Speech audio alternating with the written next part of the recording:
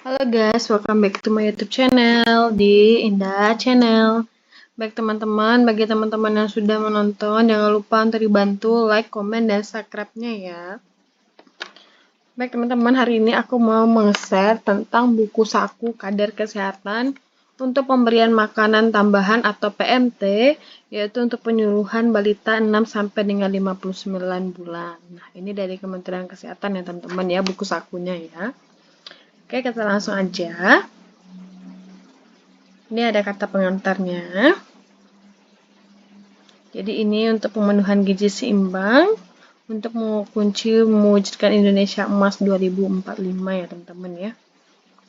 Nah, harapannya itu semoga kehadiran buku saku ini dapat dimanfaatkan secara optimal oleh berbagai pihak mulai dari kader, aparat desa, TP PKK, organisasi kemasyarakatan, masyarakat, keluarga untuk penyelenggaraan PMT penyuluhan.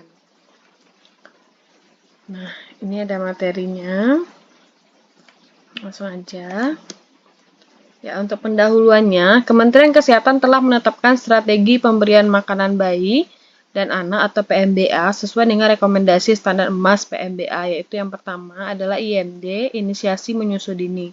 Ibu melakukan IMD segera setelah melahirkan agar bayi mendapatkan makanan pertama yang berkualitas. Yang kedua, yaitu ASI eksklusif sampai dengan 6 bulan, yaitu kebutuhan gizi bayi dapat tercukupi dengan memberikan ASI saja hingga usia 6 bulan. Kemudian yang ketiga adalah makanan pendamping ASI. Beri makanan pendamping ASI atau MPASI dari makanan keluarga berbahan dasar lokal mulai bayi berusia 6 bulan. Kemudian yang keempat itu melanjutkan ASI sampai dengan 2 tahun. Teruskan pemberian ASI hingga anak berusia 2 tahun.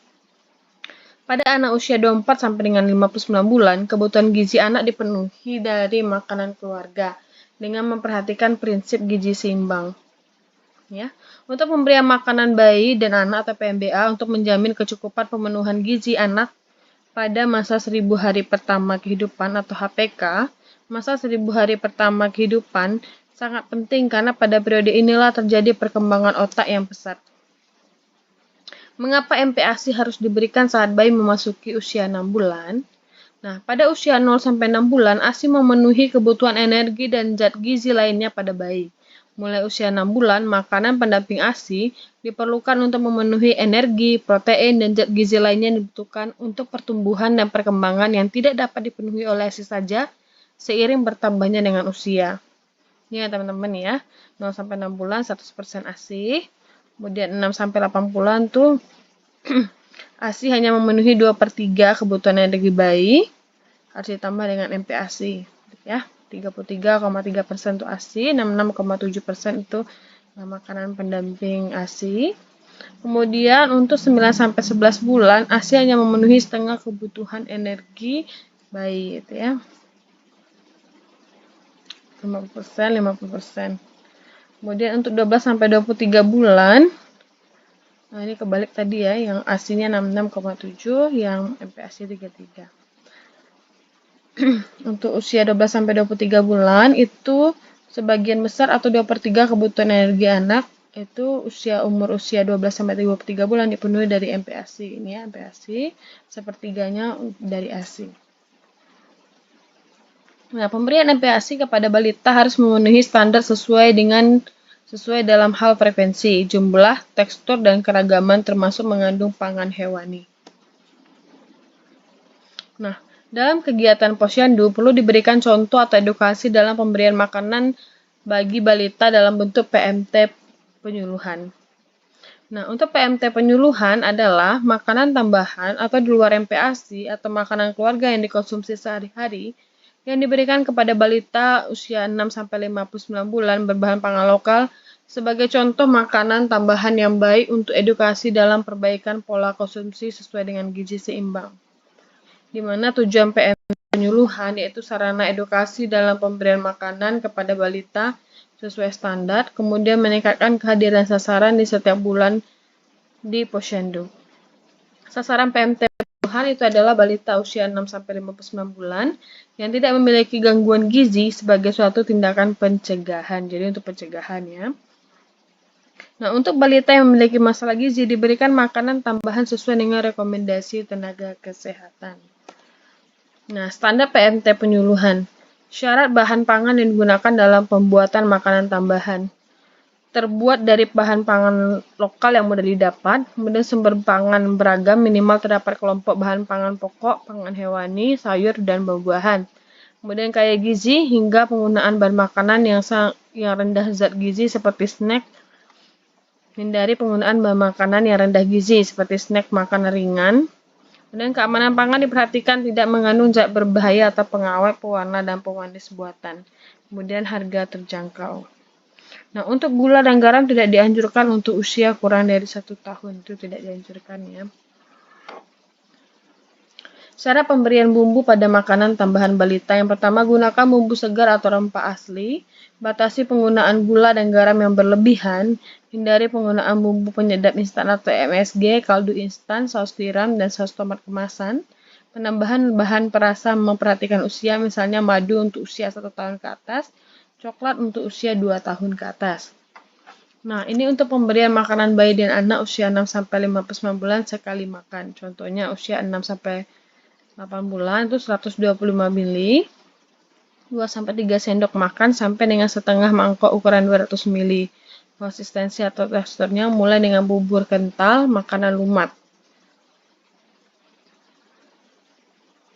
Ya, usia 9-11 bulan ini 125 sampai dengan 200 ml, yaitu setengah sampai dengan 3/4 mangkok ukuran 200 ml.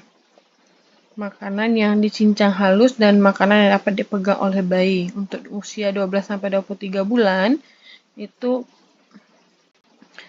ukuran 200-250 ml, yaitu 3/4 sampai dengan 1 mangkok ukuran 250 ml, yaitu makanan keluarga. Usia 24-59 bulan itu 250 ml sampai dengan 500 ml, yaitu 1 sampai dengan 2 mangkok ukuran 250 ml, yaitu konsistensi atau teksturnya makanan keluarga. Nah, ini variasinya ya teman-teman ya. Bahan pangan dalam satu menu minimal mengandung 5 dari kelompok bahan makanan lokal. Untuk makanan pokok contohnya itu adalah beras, gandum, biji, umbi, akar-akaran, kacang-kacangan, kacang hijau, kacang kedelai, tahu, tempe, susu dan produk susu olahan yaitu keju atau yogurt, kemudian daging atau unggas, ikan, makanan laut. Ini ada telur untuk protein, ayam, bebek, puyuh, kemudian sayur buah kaya vitamin A, contohnya wortel, sayur hijau tua, pepaya, mangga, sayur dan buah-buah lainnya misalnya melon, tomat, dan pisang, serta terong, dan lain-lain. Langkah-langkah kegiatan pemberian makanan tambahan penyuluhan. Yang pertama, tahap persiapan, yaitu merencanakan menu makanan tambahan penyuluhan dalam 1 tahun bersama tenaga pelaksana gizi puskesmas, kemudian merencanakan materi penyuluhan dan menyiapkan media penyuluhan, kemudian menghitung jumlah sasaran balita 6-59 bulan, kemudian menghitung kebutuhan anggaran, yaitu anggaran dapat bersumber dari swadaya masyarakat, dana sosial kemasyarakatan atau dunia usaha atau mitra, dan atau dana desa atau kelurahan. Kemudian membagi tugas kader untuk persiapan dan pelaksanaan PMT penyuluhan. Kemudian mengolah dan membagi makanan tambahan penyuluhan sesuai 5 kunci aman makanan dan kebersihan dengan melibatkan ibu atau pengasuh balita. 5 kunci aman makanan dan kebersihan. Yang pertama, cuci tangan pakai sabun di air mengalir dan cuci bahan makanan yang akan diolah. Yang kedua, pisahkan penyimpanan serta bedakan pisau untuk talenan dan makanan mentah dan bahan makanan matang. Kemudian masak dengan benar dan matang terutama bahan makanan protein hewani. Kemudian simpan makanan pada suhu yang tepat dan aman. Kemudian gunakan air dan bahan makanan yang baku.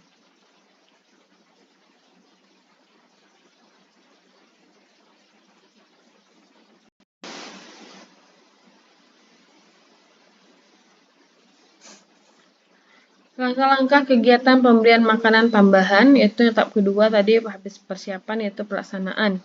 Pemberian makanan tambahan PMT penyuluhan dilaksanakan di langkah kelima posyandu. Kemudian pemberian makanan tambahan PMT penyuluhan dibagikan oleh kader, disertai dengan edukasi kepada ibu atau pengasuh balita. Kemudian kader menanyakan kembali apakah ibu atau pengasuh balita sudah mempraktikkan edukasi yang disampaikan sebelumnya, dan dapat dilakukan demo pengolahan makanan tambahan di posyandu secara berkala sebagai bagian edukasi. Kemudian monitoring dan evaluasi, jumlah kehadiran balita ke posyandu, jumlah edukasi yang diberikan, jumlah balita yang mendapatkan edukasi terkait MPASI atau pangan sehat. PMT penyuluhan. Yang disarankan dan yang tidak disarankan. Yang disarankan yaitu adalah diutamakan pangan lokal dan diolah sendiri. Contohnya bubur Manado. Kemudian kaya protein hewani, kemudian kaya gizi, kemudian kaya vitamin dan mineral, kemudian cukup karbohidrat. Yang tidak disarankan itu adalah makanan tinggi gula dan garam, makanan olahan berpengawet, makanan mengandung lemak jenuh, minuman dengan pemanis tinggi, tidak beragam, dan tanpa protein. Kemudian contoh menu kudapan untuk PMT penyuluhan menurut kelompok umur 6-8 bulan itu bisa puding telur tahu, barongko telur ayam santan, puding kentang daging dan lain-lain. Untuk usia 9-12 bulan misalnya mie kukus telur puyuh, bakso kuah atau ayam dan lain-lain. Ya, untuk usia 12-3 bulan misalnya bola nasi ikan suwir, dimsum ayam udang. Kemudian usia 24-59 bulan, misalnya lapis tami ikan, udang ayam gulung, siomay ikan kuah. Nah, untuk menu untuk usia lebih muda juga dapat diberikan untuk kelompok usia yang lebih tua. Misalnya untuk usia 6-8 bulan juga boleh diberikan untuk usia 9 bulan ke atas. Menu untuk usia lebih tua jika akan diberikan ke usia muda harus serta dengan edukasi kesesuaian tekstur. Misalnya untuk usia 6-8 bulan disaring dan untuk usia 9-11 bulan dicincang. Ya. Nah, ini contoh jadwal menu makanan lengkap untuk PMT penyuluhan dalam 1 tahun menurut kelompok umur. Ya, usianya dibagi dalam rentang umur bulan Januari sampai dengan Desember. Ini tinggal kita siapkan. Nah, apabila sumber daya terbatas, makanan tambahan dapat dibuatkan dalam satu menu dengan tetap memberikan tekstur porsi untuk setiap kelompok umur disertai edukasi. Contoh, usia 6-8 bulan disaring dan usia 9-11 bulan dicincang. Kemudian komunikasi antar pribadi. Dalam melaksanakan pemberian makanan tambahan, kader menerapkan prinsip komunikasi antar pribadi atau KAP. Komunikasi bersama masyarakat harus berlangsung dalam situasi yang menyenangkan dan menambah keakraban. Semua bicara dan mendengarkan ke arah aksi dan perubahan pelaku. Komunikasi efektif dapat dilakukan dengan saji. Ya, saji itu adalah salam, ajak bicara, jelaskan, dan ingatkan. Salam, misalnya kader menyapa dengan memberikan salam kepada ibu. Contohnya, selamat pagi Ibu Rahma. Sampaikan dengan wajah tersenyum. Kemudian ajak bicara, kader mengajak bicara ibu, misalnya menanyakan kabar ibu, anaknya, sambil memberikan makanan tambahan yang telah disiapkan. Kemudian J-nya itu jelaskan, berikan edukasi kepada ibu tentang jenis makanan yang diberikan. Kemudian ingatkan, kadang mengingatkan ibu untuk dapat memberikan makanan kepada anak seperti contoh makanan yang dibagikan. Hindari menggunakan kalimat yang dapat membuat ibu merasa tidak nyaman atau merasa dihakimi. Berikut adalah praktik komunikasi antar pribadi untuk mengajak ibu balita untuk menyiapkan makanan atau makanan tambahan atau makanan pendamping ASI dari bahan makanan alami di lingkungannya. Contohnya, langkahnya pertama adalah registrasi. Ibu Budi apa kabar? Baik Bu Dede. Kalau adik Budinya apa kabar si ganteng? Sehat juga Bu Kader. Luar biasa. Saya catat dulu ya. Beres. Silakan ke langkah berikutnya ya Bu Budi. Yang kedua adalah langkah penimbangan dan pengukuran. Budi, kita timbang yuk. Udah ukur panjang badannya dulu ya. Baik Budi ya. Kader pinter, Budi ya. Selesai, yuk ke langkah 3. Langkah 3 adalah pencatatan dan plotting. Hasil timbangan Budi naik 300 gram nih dibanding bulan lalu. Oh gitu ya Bu, bagus ya Bu Kader. Bagus nggak ya Bu Kader? Bagus nggak ya? Obrolin di langkah keempat.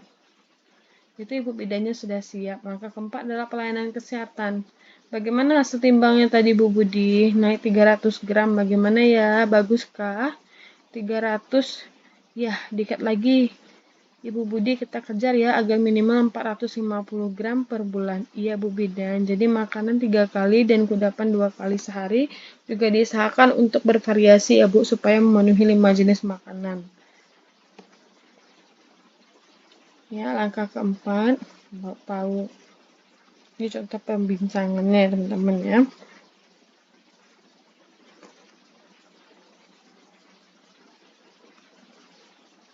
Ini contoh pembicaraannya. Nah, setelah ibu merasa senang karena ditinggalkan, kader kemudian meminta izin untuk menjelaskan saat ibu memperbolehkan. Sebetulnya ibu sudah membuka diri untuk mendengarkan pesan kader. Kader menjelaskan makanan buatan sendiri yang lebih baik dari makanan instan dengan banyak bertanya untuk memancing daya kritis si ibu. Ini contoh komunikasi selanjutnya. Ya, nanti bisa teman-teman ikuti ya. Kalau ingin mempraktikkan langsung untuk ibu-ibu kadernya ke nanti ibu-ibu yang memiliki balitanya.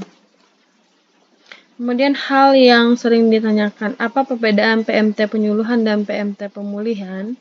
Nah, untuk PMT penyuluhan tujuannya sarana edukasi dalam pemberian makanan kepada balita. Sasarannya usia 6-59 bulan, frekuensinya pemberiannya 1 kali dalam sebulan pada hari buka posyandu. Penyelenggaranya kader posyandu, pembiayaannya swadaya, dana desa dan mitra. Sedangkan PMT pemulihan tujuannya untuk memperbaiki status gizi balita. Sasarannya balita berat badan tidak naik, balita berat badan kurang, dan balita gizi kurang. Frekuensinya setiap hari. Balita berat badan tidak naik 14 hari, balita berat badan kurang 28 hari, sedangkan balita gizi kurang itu 56 hari. Penyelenggaranya puskesmas bersama dengan kader kesehatan, pembiayaannya puskesmas, pemerintah daerah, dan mitra. Nah, hal yang sering ditanyakan, bolehkah memberikan susu sebagai PMT penyuluhan? Susu dan produk olahan dapat diberikan sebagai bagian campuran untuk pembuatan makanan tambahan dan harus disesuaikan dengan usia anak. Susu yang diberikan tidak boleh mengandung pemanis buatan, pewarna, atau perasa, dan atau susu tinggi gula. Bolehkah posyandu menerima dan mendistribusikan bantuan sponsor dalam bentuk susu formula, makanan bayi instan, dan makanan kemasan lainnya? Jawabannya tidak boleh. Jika ada sponsor, sebaiknya diarahkan untuk mendukung makanan berbasis pangan lokal. Bolehkah memberikan PMT berupa biskuit, roti selai kemasan, atau puding? Jawabannya sebaiknya tidak memberikan biskuit, roti selai kemasan, atau puding karena memiliki kandungan gula yang tinggi. Apakah contoh menu PMT penyuluhan yang sederhana tapi sudah minimal 5 kelompok bahan? Ini contohnya teman-teman ya. Apabila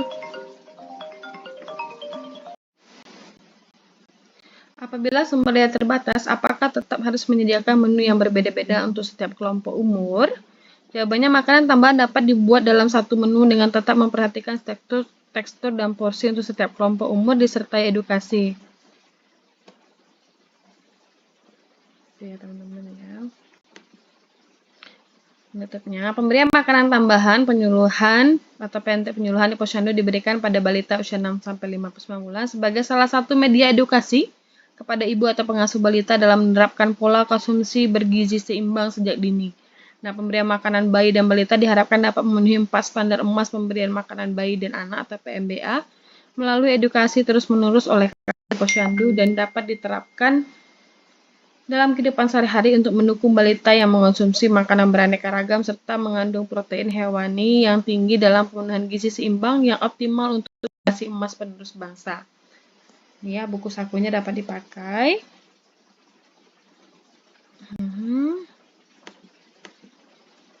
Nah, ini Anda lampirannya nanti cara merebus, mengukus ya teman-teman ya, bisa membaca cara menumis, prinsip memanggang, menggoreng itu seperti apa. Ini contoh resep makanan tambahan penyuluhan nih ya. Bisa diikuti kalau yang mau mengikuti. Nih ya, untuk usia 9 sampai 11 bulan. Usia 12 sampai 23 bulan. Nah, ini contoh makanan tambahan usia 24 sampai 59 bulan. Nah, begitu ya teman-teman ya. Baik teman-teman, semoga nanti buku sakunya bermanfaat bagi tenaga kesehatan ataupun kader. Bagi teman-teman yang sudah menonton, jangan lupa untuk dilakukan like, komen, dan subscribe-nya. Thank you bagi teman-teman yang sudah menonton. Sampai ketemu kembali.